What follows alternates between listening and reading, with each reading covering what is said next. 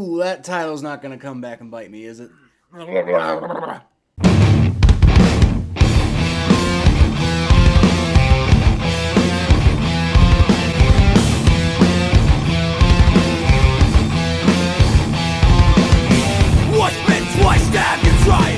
Welcome to the Jungle, Bengals fans. I'm Kyle Phelps, and we are in full NFL offseason mode today, baby. The Cincinnati Bengals got oh so close yet again to finally finishing the season off with the Lombardi Trophy, only to come up just short to the team that did eventually win.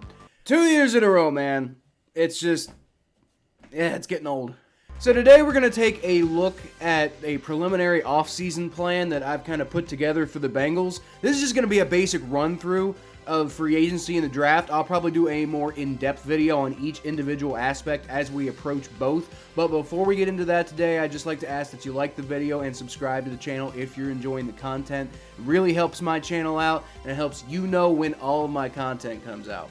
So before we get started, just be aware that free agency doesn't begin until 4 p.m. on March 15th, and the draft isn't until the final weekend of April. So don't worry, if we gloss over a few things in this video, there's still plenty of time to dive more into it going forward, and plenty of time to make other decisions if, some of these decisions end up being like, oh, that actually wouldn't work out very well. Also, before we get started, I'll just mention that my method for simulating the offseason is I'll essentially combine Fanspeak's free agency simulator, link in the description down below, as well as PFF's mock draft simulator. Personally, I prefer using the Draft Network's mock tool, but it's apparently still in beta testing right now, so, PFF gets the nod because they're actually up. Link in the description down below for that too. I actually wrote this script as I was simulating all of this, so y'all are going to be getting my real-time thoughts as I put this together. Per Fanspeak's estimations, the Bengals are working with roughly about $43.5 million in cap space right now. The first stage of my plan is to use a large chunk of that to bring back internal free agents, because quite frankly, I think the Bengals have a great roster already. They only need like a few upgrades here and there to get over that hump. This isn't a total overhaul like we saw in 2018-2020, y'all. So I started out by cutting with the intention of, bringing back at a lower cap hit Mitch Wilcox and Jeff Gunter. It's just like $2.5 million of cap hit for each of those third-string guys. It just seems like a lot to me. I don't necessarily expect the Bengals to do this, by the way, because it doesn't seem like a very Bengals thing to do, but this video is more about like what I would personally do. I also restructured Joe Mixon, Trey Hendrickson, Sam Hubbard, and Alex Kappa to free up some extra funds. Again, I don't necessarily expect the Bengals to do that, but, we're going balls out right now because the Super Bowl window might be Joe Burrow's whole career, but we've got a golden opportunity while his cap hit is low right now. So my plan at first is to re-sign Hayden Hurst, Jermaine Pratt, Eli Apple, Von Bell, Trey Flowers, and the two guys that we cut earlier. As much as I love Jesse Bates, I think the writing is on the wall for him, so we're not even going to talk about bringing him back because I don't think it's happening at this point. Also, I love Samaje Perine, but I feel like we can get younger and cheaper at backup running back in the draft, so we're going to move on from him too. So after all of those restructures and then re-signings and then kind of reshuffling this cap hit and everything like that, that leaves us with a still significant $35.6 million to play with in free agency. To me, a very Bengals move that makes a lot of sense is to extend guys like Joe Burrow, T. Higgins, Tyler Boyd, B.J. Hill, and D.J. Reader. I'm not saying all those guys are getting extended this offseason. I'm saying, they would look to extend those guys, and they would like to get it done. I don't know if it's going to happen. But I'm going to keep these guys locked up long term and keep that window open, and potentially kicking that price tag down the road to free up extra funds as well. Joe Burrow, in particular, is going to be expensive, guys. But I figure he'll probably take a Patrick Mahomes-type deal, which is keeping his cap hit low for the next 2 seasons. That guy is a competitor, and we've already heard all the talk about that being what he wants, right?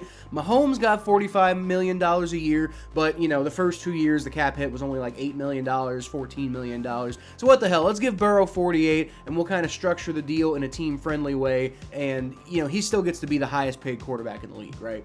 So we're breezing through this free agency video right now. Like I said, I'll go more in depth later, but my hope for now is to fill all of the needs here so that we can go into the draft with a completely wide open mindset. Step 1, defensive line. Shore up that pass rush depth a little bit with a guy like Dante Fowler Jr. who, if you recall, had a great game against the Bengals back in Week 2 when they played the Cowboys. I'd also love to bring in former Ravens tight end Josh Oliver. I definitely want to keep Hayden Hurst as the star tight end in the passing game, but Oliver is a great blocker, which I feel like the Bengals really need. Next thing on the list, we're going to address offensive line depth. I want to bring in Will Clapp, formerly of the Saints and the Chargers, to shore up our center depth. He won't pressure Ted Karras for the starting spot, I don't think, but I trust him a hell of a lot more than Trey Hill. Tackle depth, I think we should address too. We have no idea if Collins, Jonah Williams, or Jackson Carman are the future of these positions, right? So I really like the idea of bringing in a guy like DeJuan James, but he chose the Cardinals in this simulation, so I'm going to give that money to former Eagles first-round pick Andre Dillard, who in this simulation didn't get re-signed. Finally, I want to add a great number 4 receiver behind Chase, Higgins, Boyd. You know, somebody who's getting a little older who can accept that kind of number 4 position like Sammy Watkins, Khalif Raymond. And out of the two, Raymond is the one who took my offer, so that's the guy we're going to go with. So after all that, we're left with roughly about $25 million in available cap space, guys. The Bengals tend to like to carry cap space over into the season in case certain waiver wire opportunities pop up, but overall, I think that number should illustrate just how realistic this plan is. Because, honestly, you could pay these guys a lot more than I did. Realistically, you could pay almost everybody I signed or re-signed a decent chunk more than what I did, and you'd still be left with plenty of money at the end of the day. So, full disclosure, I only have about a week or so worth of research into the current draft class, so, you know, I'm just going to do what I can here. I love the Bengals going deep into the playoffs every year. This definitely cuts into my time and motivation to study the draft, but I guess that's probably a good problem to have, right? Anyway, PFF says that the Bengals' biggest needs are tackle, defensive interior, and cornerback. I don't necessarily disagree with those perspectives, but I also think that they need a running back, especially because we didn't bring Pirine back in this simulation. Also, receiver, tight end, offensive line depth, edge, safety, and honestly, maybe a punter in the later rounds because, you know, it's kind of up in the air with Drew Chrisman. So I went with Oklahoma left tackle Anton Harrison in round 1, South Carolina corner Cam Smith in round 2, South Dakota State tight end Tucker Kraft in round 3, USC guard Andrew Voorhees in round 4, Kentucky running back Chris Rodriguez in round 5, punter Adam Korsak in round 6, and safety Jaden Woodby in round 7. So let me know what y'all think about my blueprint in the comments below, guys. I'll feature the best ones in my next video, like this one from Ethan Bruley, who said on my Bengals 2022 recap video, "Oh, they'll be back. Also, how about the Sean Payton hire from my Broncos?" And this video I put together here is done in the spirit of remembering just how close the Bengals are to getting over that Super Bowl hump with Joe Burrow. So I agree that they'll be back, Ethan. As far as the Sean Payton thing goes, I think it's an incredible hire for the Broncos. I really think if anyone's going to get the most out of Russell Wilson, it's going to be the guy who made Drew Brees a star, right? I have a lot to say about that hire, actually, and I said I was going to, and I do still plan on putting a video out about that when I get a chance. I've had all these other, especially with the XFL videos popping off, I've just only had so much time to address to that. But don't worry, I haven't forgotten, I'll get to it.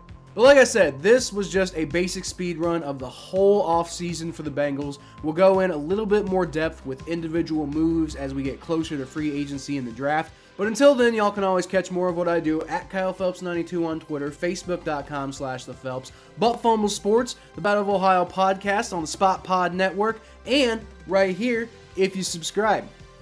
We're right on the precipice of something special here in Cincinnati, guys. I'll leave y'all, as always, with a hootie!